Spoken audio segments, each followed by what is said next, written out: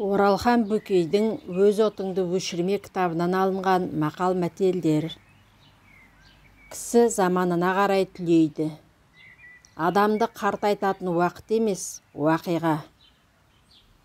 Ит жоқта шошқа үреді. Шабаннан желмес, сараңнан бермес туады. Тауысқан балапанына сақ бол, екі шоқып бір қара дегенде, балапаны жоқ әке, мен бір шоқып екі қараймын, депті. Тез табылған нәрсе тез жоғалады. Бір бардың бір жоқтығы, бір аштың бір тоқтығы бар. Жамандық аяқ астында, жақсылық ағаш басында. Керуен кері кетерде ақсақ түйе көш бастар. Ақсақ құлын ерткен жолаушы алысқа бармас. Сырын білмеген аттың сыртынан жүрме.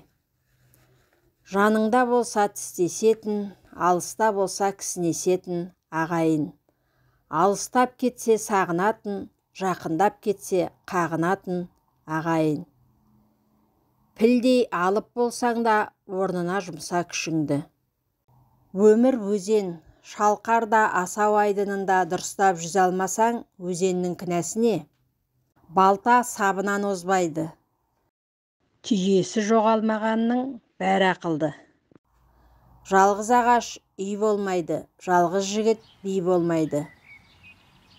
Жалғыз бие саудырған Құдайдың ісі, жалғыз үйді қондырған қатынның ісі.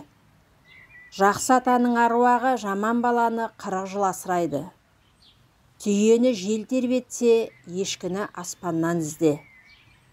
Ақ пейілдің аты арып, тоны тозбайды.